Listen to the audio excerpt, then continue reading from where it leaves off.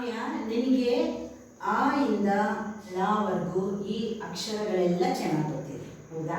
ನೋಡಿ, ಈಗ ಅ ಇಂದ ಅಹವರೆಗೂ ಈ ಅಕ್ಷರಗಳನ್ನೆಲ್ಲ ಸ್ವರಗಳು ಅಂತ ಹೇಳ್ತೀವಿ, ಹೌದಾ? ಇದನ್ನ ಕಲ್ತಿರ್ತೇನೆ ನಿಮ್ಗೆ ಗ್ಯಾರಂಟಿ. ಆಮೇಲೆ ಕ ಇಂದ ಆವರೆಗೂ ಇದು ವರ್ಗವಾಗಿದೆ, ಅದನ್ನ ವರ್ಗೀಯ ವ್ಯಂಜನಗಳು ಅಂತ ಹೇಳೋದು. ಇಷ್ಟೊತ್ತು ಹೇಳ್ಕೊಟ್ಟೆ. ಓಕೆ, ಇದು ಕ ವರ್ಗ, ಚ ವರ್ಗ, ಟ ವರ್ಗ, ತ ವರ್ಗ, ಪ ವರ್ಗ ಅಂತ ಹೇಳೋದು. ಯ ಇಂದ ಳವರೆಗೂ ಏನಾಗಿದೆ, ಇದು ಗ್ರೂಪ್ ಆಗಿಲ್ಲ, ಅದಕ್ಕೆ ಅದನ್ನ ಅವರ್ಗೀಯ ವ್ಯಂಜನಗಳು. ಇದು ನ, ಞ, ಣ, ನ, ಮ.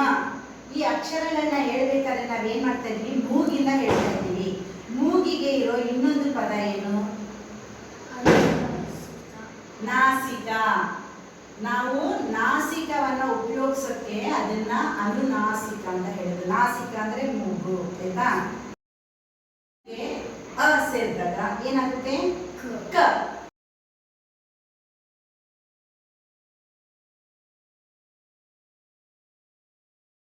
ಸೇರಿದಾಗ ಟೌ. Very good.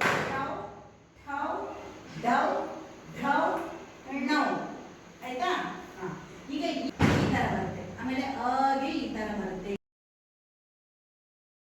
ತಲ್ಕಟ್ಟು ಜೊತೆ ಹೀಗೆ ಅನ್ನುವಾಗ ತಲ್ಕಟ್ಟು ಜೊತೆ ಋ. ಇದು ಎ ಅನ್ನುವಾಗ ತಲ್ಕಟ್ಟು ಜೊತೆ ಎ. ಕಲ್ತ್ಕೊಂಡ್ರೆ ಮಾತ್ರ ನಿಮ್ಗೆ ಈಸಿ ಆಗುತ್ತೆ, ಇಲ್ಲಾಂದ್ರೆ ಕಷ್ಟ ಆಗುತ್ತೆ. ಗೆ ಇಲ್ಲಿ ಜೊತೆ ಸೇರಿ ನೋಡಿ, ಇದೆಯಾ? ಟೈ. Very good. ನೋಡಿ, ಇಷ್ಟೇ ಇಷ್ಟೇ. ಬೇಸಿಕ್. ಇದನ್ನ ನೀವು ಕಲ್ತ್ಕೊಂಡ್ಬಿಟ್ರೆ ಈಸಿಯಾಗಿ ಓದ್ಬೋದು. ಯಾವುದೇ ಪದ ಕೊಟ್ಟರು ಡಿಕ್ಟೇಷನ್ ಈಸಿಯಾಗಿ ಬರುತ್ತೆ.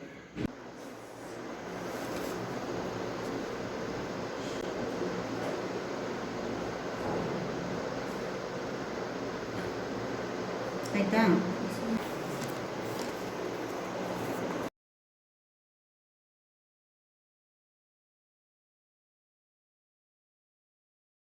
ಮ ಪ್ಲಸ್ ಓ ಮೋ, ಬ ಪ್ಲಸ್ ಇ ಬಿ, ನ ಪ್ಲಸ್ ಐ ನೈ, ದ ಪ್ಲಸ್ ಔ ದೌ. ಹೇಳು. ಪ ಪ್ಲಸ್ ಇ ಪಿ, ರ ಪ್ಲಸ್ ಐ ರೈ, ತ ಪ್ಲಸ್ ಇ ಟಿ, ಪ ಪ್ಲಸ್ ಐ ಪೈ, ಟ ಪ್ಲಸ್ ಉ ಟು, ಗ ಪ್ಲಸ್ ಎ ಗೆ. Very good. ಇಷ್ಟೇ ಅಲ್ಲ, ಇನ್ನೂ ಚೆನ್ನಾಗಿ ಕಲಿಬೇಕು. ಅರ್ಥ ಆಯ್ತಾ? ಮರಿಲೇಬಾರ್ದು ಇದನ್ನು. ನಿನಗೊಂದು ಸ್ಟಾರ್.